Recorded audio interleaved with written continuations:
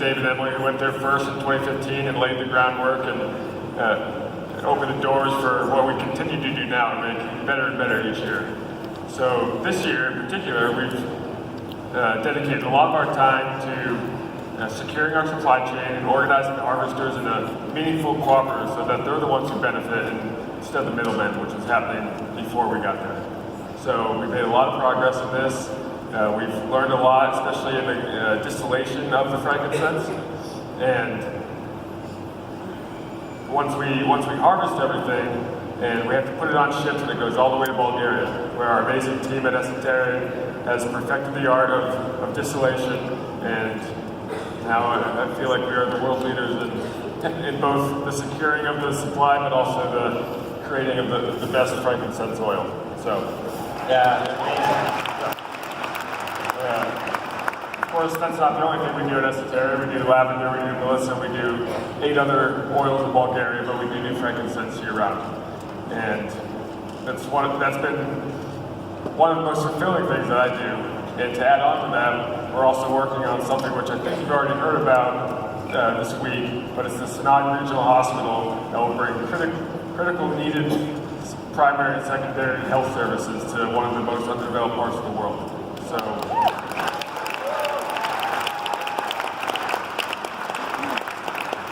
the great thing about this hospital is that it is placed not only somewhere where there are no hospitals, but it's in the heart of the frankincense harvesting region. So it's going to provide some first-class care services to our harvesters and to many others. That's wonderful. That's amazing.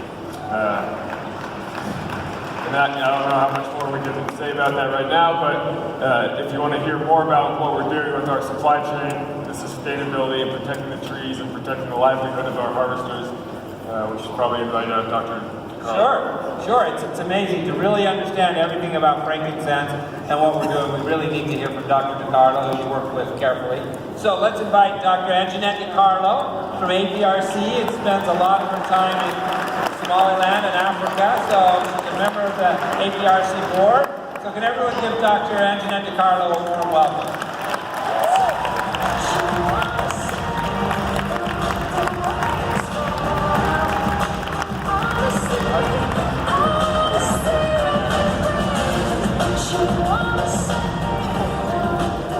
Good afternoon.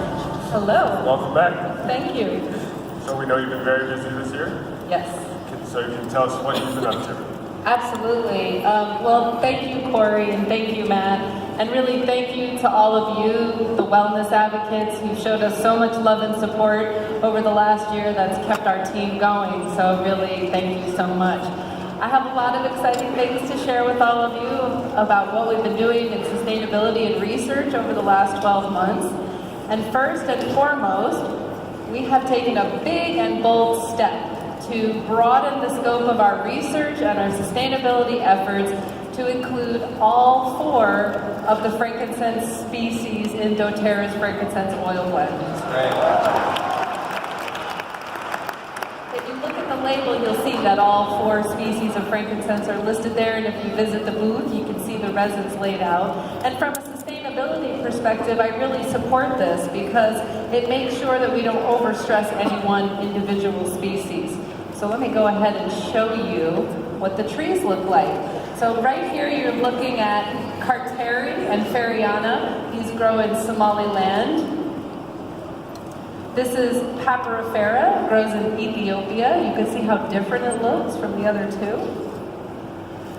And lastly, this is Sakura that grows in Oman. So those are the 4 species that we're studying now. Well, that seems to be like quite a challenge, all 4. Yes. Many different parts of the world. So you've been doing a lot of research this year. I think we'd probably like to hear the details. I would love to share the details with you. So we've been very busy and we've overcome obstacles that we couldn't imagine ourselves that we could even overcome as a team. So here's a map of the growing region. And everywhere you see a pin on that map is somewhere that our team has been on the ground taking individual samples from individual trees ourselves, the scientific team. And this is groundbreaking because a lot is unknown about these trees and about the growing region and about the ecology where they grow. So here's a close-up of Somaliland, and you'll notice that there's a lot of pins there. This is the first time this has ever been done. So now we can understand the geography of the growing region and also know a lot more about the harvesting communities through doing this mapping. In addition, we discovered some new things about cartarian that we didn't know before. And we just published this in Chemistry and Biodiversity, so we're really happy about that. And what we found is that there's 3 chemotypes of cartarian, 3 subchemotypes. And this is unique and rare. It's even different than the other species in the blend. And so understanding why the trees have different chemotypes based on soil and harvesting techniques is one of the things that we're investigating and love as scientists to look into. Okay, so next, we have interviewed hundreds and hundreds of harvesters and landowners and scientists to come up with what are the best practices, what is the best way to manage these trees. And so now we have released to the general public, to anyone who's involved in the frankincense sector, to have a copy of this so that we can encourage best practices across the growing regions. Yeah, it's a big deal. It's all open source. I should say right now that the support from dōTERRA to do this work is unique because everything that we do is open source. For anyone who wants to know about how to protect frankincense trees, we're not keeping that just to our dōTERRA network, we're making that open source to everyone. Yeah, it's a big deal. It's a very big deal. So here's what I mean when I talk about improper versus proper harvesting. You can see that picture there is an improperly cut tree. It's kind of hacked. We don't ever want to see that. The tree on the other side, very well managed. The tree will not be hurt if we continue to harvest it in this way. And so we're really encouraging those practices across the board now. We've also, from working so closely with the harvesting communities and being around so much frankincense resin all the time, to identify the health of the tree from the resins, which is an amazing thing because it's hard to monitor trees across 4 different countries, right? So you see the resins on one side there, big, beautiful tears. That came from a very healthy tree. Whereas the other 2, too much bark, means the tree was being cut improperly, and then you can see kind of the small granules, means the tree was rushed or over-harvested. And here's another picture of that. You can see that Fariana tear, big and beautiful, and the one in the middle there was harvested at the wrong time of year. So we discourage that kind of thing when we see those resins now. This is one of my personal favorites. Over the last year, we've trained and collaborated with 3 groups of scientific teams that are in country across Ethiopia and Somaliland and Somalia that can now monitor tree health in country. This is groundbreaking. And if you look closely at that picture in the middle there, you will see the first female Somali tree health monitor in the history of frankincense.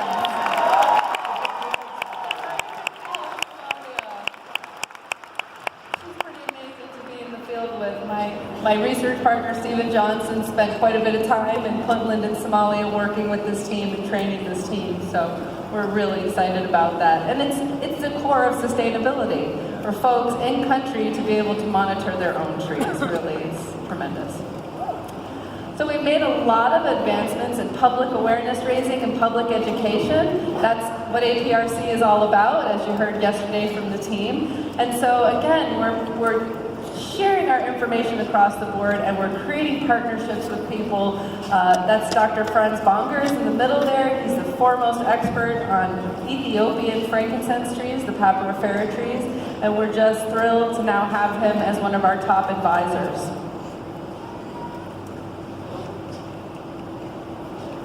Okay, so we've changed the name of our Facebook page, which seems like a small thing, but it's not. So our campaign now is called Save Frankincense. So I hope you will all join me and come onto the page and give us a like, because support from wellness advocates is so critical to us. And it's how we share a lot of our information. Yeah, it's how we share a lot of our information. We're also producing through Aromatic Plant Research Center, videos where we trace the supply chain from the trees right to the distillery. And those are all publicly available. You can watch them on our YouTube channel. We're also producing reports on the state of aromatic species. So keep your eyes open for that, because absolutely we're focused on frankincense, but we are doing that on other species for essential oils. So I get to watch what you guys do every day and follow it closely, so I know how hard this is and how exciting it is. But what's next? Oh yeah, well, we're not giving up. That's what's next for sure. With all of these achievements and awareness raising and building capacity and training teams, we always have to be looking to what's next, because we're doing all of this really to protect the trees and to increase the livelihoods of the people who depend on these trees. So we've got some pretty big next steps. So one of the biggest ones that is, again, groundbreaking in the field of frankincense is that we have the opportunity now, let me show you the picture here, to trace and have complete transparency in the supply chain of the resins coming from Ethiopia. So we can literally go to the trees themselves that the resins came from that go into dōTERRA's oil blend and check those trees individually, and also know the exact communities that have worked to harvest our frankincense. So,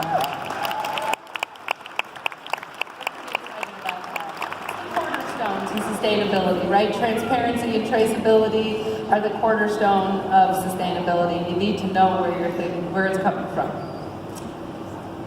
because we want to help women like this beautiful young lady here in Ethiopia. Yeah, it's all about the women. In addition to that, we also are ready this fall with the scientific teams that we've trained to carry out a carrying capacity analysis, and that's a forest density analysis. It's literally counting trees. That will enable us to assess how much we can take out of the forest sustainably. Are we taking too much? Can we take a little more? So that we know that we're leaving for future generations frankincense trees and frankincense to come for many, many generations.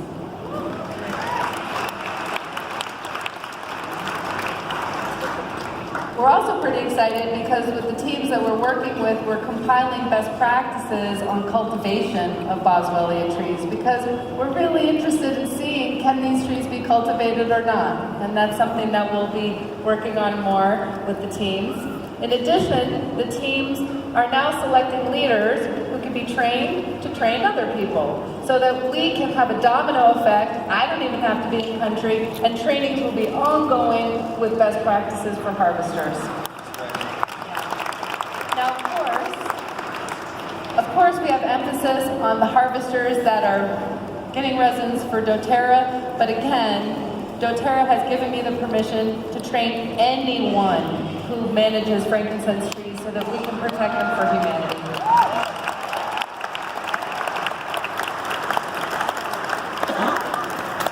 Last but not least, because we're scientists and we love to publish, we'll have lots of scientific publications coming out this year, so please keep your eyes out for that, and please visit us on our APRC Facebook page and at our Facebook page on Save Frankincense. Well, thank you very much, Angie. Thinking back, you two and your teams are doing amazing things. We're not only saving frankincense and securing it for dōTERRA, but for the world, right? We're saving frankincense. Thank you. Thanks Thanks you. for that. Thanks, Angie. Appreciate all you do.